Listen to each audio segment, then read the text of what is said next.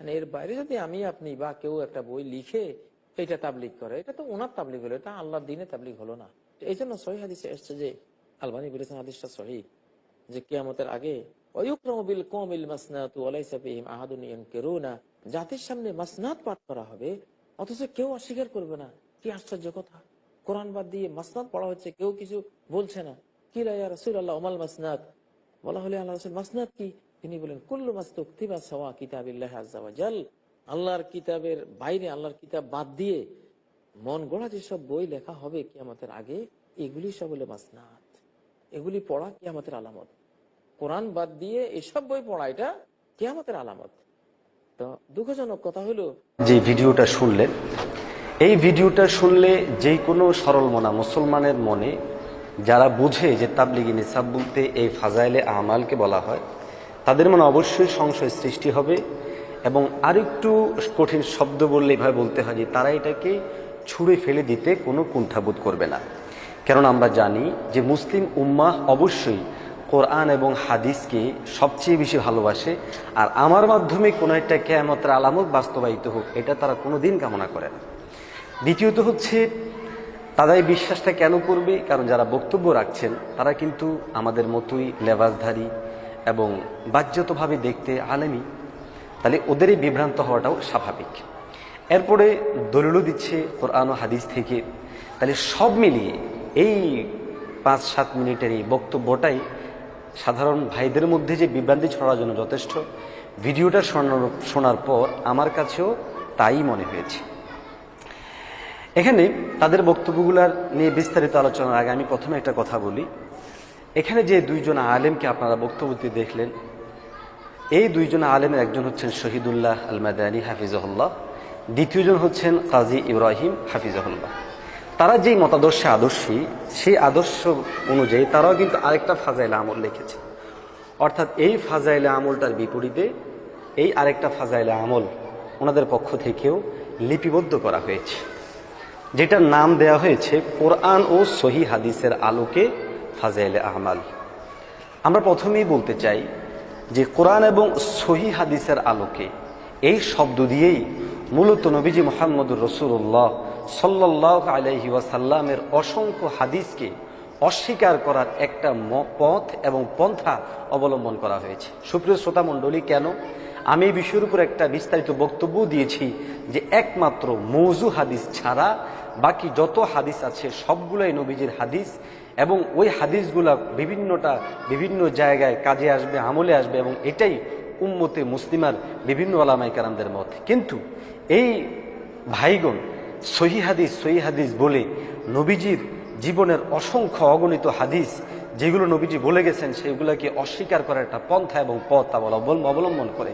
আমি চ্যালেঞ্জ করে বলবো, যদি তারা ইসলামকে সার্বজনীন ধর্ম মনে করে, তাহলে শুধুমাত্র সহিহ হাদিসের উপর নির্ভর করে কোনোদিন ইসলামের সার্বজনীনতা মানুষের সামনে উত্থাপন করা কোনোদিন আমাদের পক্ষে সম্ভব হবে না। তো যাই হোক সুপ্রিয় শ্রোতা, সেদিকে আমি না গিয়ে তাদের এখানে যেই বিষয়টা সবচেয়ে বেশি গুরুত্বপূর্ণ, কাজী ইব্রাহিম সাহেব এখানে একটা কথা বললেন, সেটা হলো হাদিসের মধ্যে এসেছে যে ওয়ায়ুকরাউ বিল কওনি আল মাসনাদ, যে কওমদের মধ্যে মাসনাদ পড়া হবে, লাইসা ফিহি মাহাদুন ইউনকিরুহা, লোকদের মধ্যে কেউ থাকবে না যারা এটাকে অস্বীকার করে। কিলা ওয়ামাল মাসনাদ, জিজ্ঞাসা করা হলো যে মাসনাদ কি? ক্বালা মাসতুকতিবা সিওয়া কিতাবিল্লাহি আযজা ওয়া জাল্লা, বলা হলো আল্লাহর কিতাব ব্যতীত যা কিছু লেখা হয়ে থাকে সেটাই হচ্ছে এই মাসনাদ। এখন তিনি এতটুকু বলেই পরবর্তী সময়ে যে শব্দ বা বাক্যগুলো ব্যবহার করলেন, এই সমস্ত বাক্যগুলো কিন্তু সংশয়পূর্ণ। আবার শুরু দিকে তাদের যে বক্তব্য যে তাবলিগ তো করতে হবে, কিন্তু তাবলিগের জন্য যেমন ইচ্ছা তেমন হলে হবে না, তার জন্য একটি নির্দিষ্ট মানহাজ থাকবে, নির্দিষ্ট একটি সিলেবাস থাকবে, সেটা কোনো মানুষে বানানো হবে না, এবং সেটা কোনো বুজুর্গদের বানানোও হতে পারবে না, বুজুর্গদের নেশাবও হতে পারবে না।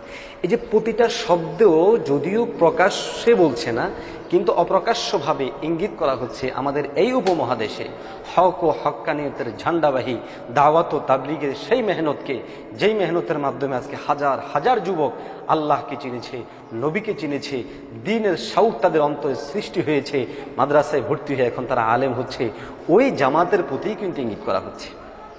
এরপরে ওনারা বললেন যে আমাদের নেশাব তো হওয়া উচিত সরাসরি কোরআন এবং হাদিস।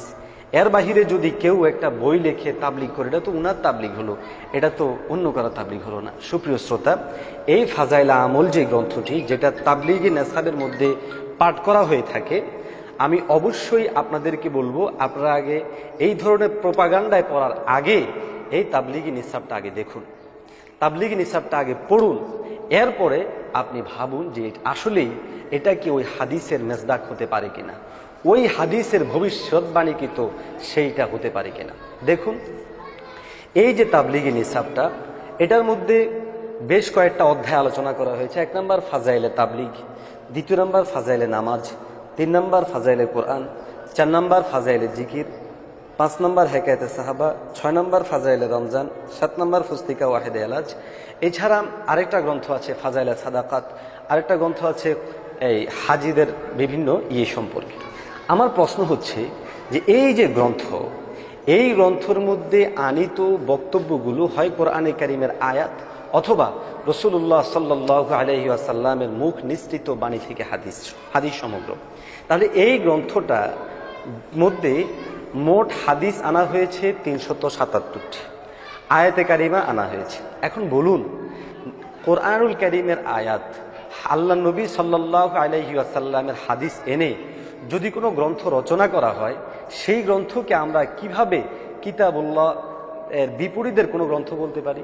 আমি আপনাদের সামনে আরো পরিষ্কার করছি, আপনার নেটে চার্জ দিলে এখানে মাস্তুকতিবা সেওয়া কিতাবিল্লাহ, আল্লাহর কিতাব ছাড়া অন্য কিতাব, এটারও ব্যাখ্যা করে দেওয়া হয়েছে। ওয়াল মানা আন্নাহুম ইয়াস্তাবদিলুনাল কোরআন, যে তারা কোরআনকে পরিবর্তন করে দিতে চাইবে বিগাইরিহি, অন্য জিনিস দ্বারা, মিনাল আকওয়ালি ওয়ান নাজম, কি দ্বারা? মিনাল আকওয়াল, বিভিন্ন উদ্ধৃতি দ্বারা, ওয়ান নাজম, এবং বিভিন্ন ধরনের কবিতা দ্বারা, বিভিন্ন ধরনের উক্তি দ্বারা, বিভিন্ন ধরনের বক্তব্য। এক কথায় কোরআনের বাহিরে কথা দ্বারা তারা কোরআনটাকে পরিবর্তন করে দেওয়ার চেষ্টা করে, মানে কোরআনের পরিবর্তে সেটাকে আনে। আমার প্রশ্ন হচ্ছে, যারা দাওয়াত ও তাবলীগের সাথে যুক্ত, যারা এই ফাজাইলে আমল পড়ে, এই পর্যন্ত কি একটা প্রমাণও দেখানো যাবে মোহতারাম যারা এই ফাজাইলে আমল পড়ে কোরআনের বিরুদ্ধে গেছে, যারা ফাজাইলে আমল পড়ে হাদিসের বিরুদ্ধে গেছে? না তো।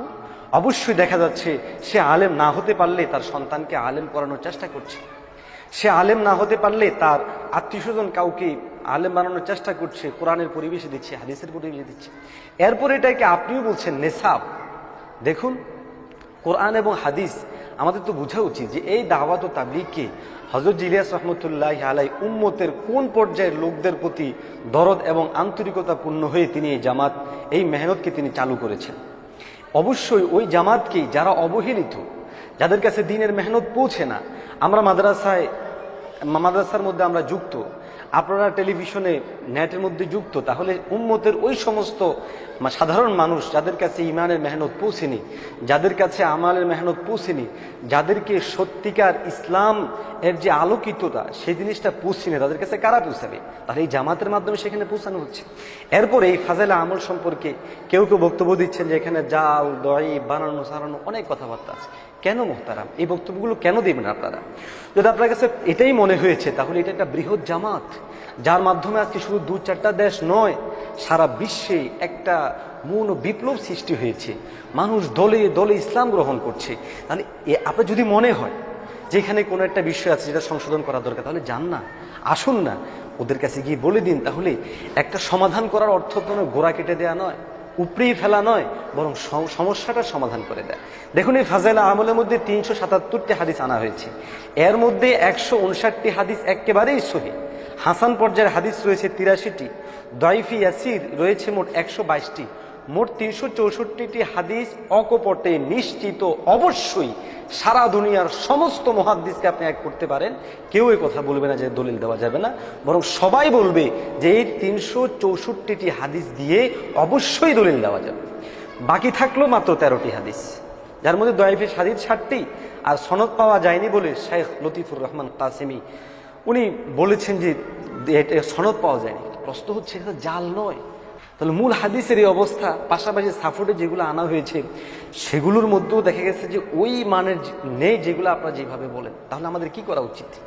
এরপর বুঝতে হবে যে শেখ জাকির রহমতুল্লাহ আলাই একজন মানুষ ছিলেন, ব্যক্তি পর্যায়ে ওনার একটা ভুল হতে পারে, সেই ভুলটাকে আমরা নেটে ধরিয়ে দিব, সেই ভুলটাকে আমরা এইভাবে উত্থাপন করব যে এটা পড়া এটা কিয়ামতের আলামত হয়ে গেল, এর দ্বারা উম্মত বিভ্রান্ত হবে। সুপ্রিয় শ্রোতা মণ্ডলীর উদ্দেশ্যে আমি বলবো যে এখানের মধ্যে যে বক্তব্যগুলো দেওয়া হয়েছে আপনারা নিশ্চয়ই বুঝতে পেরেছেন যে আমাদের দেশে আরব দেশের মধ্যে কোরআনই একমাত্র পড়া হয় বা হাদিস পড়া হয়, আমাদের দেশের মধ্যে আরেকটা কিতাবও পড়া হয়, এটা রেহালও রাখা হয় এবং সেটাকে অনেক করে রাখে। প্রিয় ভাই সব, শুধু এই ফাজাইলে আমল কেন, যদি কোনো গান্দা পথের মধ্যে পড়ে থাকে একটা হাদিসের টুকরা, তাহলে আমরা সেটাকে আমাদের বুকে রাখবো, এটা আমাদের বিশ্বাস। রেহালে রাখলে আপনাদের কেন কষ্ট লাগে? এই ফাজাইলে আমলে যেগুলো লেখা হয় সেগুলো নবীজির হাদিস। হাদিসকে রেহালের মধ্যে রাখলে কি সেটা আমাদের কাছে খারাপ লাগার কথা? কাপড় দিয়ে মলাট বাঁধা সেটা আমাদের খারাপ লাগার কথা না, এটা নবীজির কথা। এবং এই জামাত এটা ফল, মানে গাছের পরিচয় ফল দিয়ে হয়। এই জামাতে যারা এসেছে তারা সুন্নতি লেবাসে নিয়েছে, সুন্নতির উপর সে চলছে, সে মানুষদেরকে ইকরামুল মুসলিমিন করছে। সুতরাং এ ধরনের সংশয়পূর্ণ কথা বলা থেকে আমরা দূরে থাকব। যারা আমরা শুনছি তারাও আমরা এই ধরনের কথা থেকে বিভ্রান্ত হব না, বরং অবশ্যই দাওয়াত ও তাবলীগ একটি হক জামাত। এদের মধ্যে প্রণীত যে ফাজাইলে আমল, এর মধ্যে 364টি হাদিস অকপটে গ্রহণ করার মতো, এ নিয়ে কোনো সংশয় সন্দেহ সৃষ্টি করার কোনো অবকাশ নেই। হাদিসের মধ্যে যেই বক্তব্য এসেছে যে কিয়ামতের আলামতের একটা হচ্ছে যে লোকরা এমন কিতাব পড়বে কিতাবুল্লাহ ছাড়া, ওইটা দ্বারা কখনোই এই ফাজাইলে আমল বা তাবলিগি নেশাব উদ্দেশ্য হতে পারে না। যদি মুহতারাম ওনার বুকে সাহস থেকে থাকে তাহলে আসুন আমরা অকপটে বসি, প্রশাসনের ব্যক্তিবর্গকে নিয়ে বসি। যেহেতু একটা জামাত যার মাধ্যমে সারা বিশ্বে আজকে দাওয়াতের কাজ চলছে, এমন একটা জামাতের ব্যাপারে উম্মতের মধ্যে সংশয়পূর্ণ শব্দ আমরা ব্যবহার না করে বরং সমাধানের পথ খুঁজি, এটাই ভালো হয়, এটাই তো আলেমদের কাজ হওয়া উচিত। আল্লাহ তাবারক ওয়া তাআলা আমাদেরকে সহি তরিকায় সুন্দরভাবে দ্বীনের উপর আমল করার তৌফিক দান করুক। ওয়া আখিরু দাওয়ানা আলহামদুলিল্লাহি রাব্বিল আলামিন।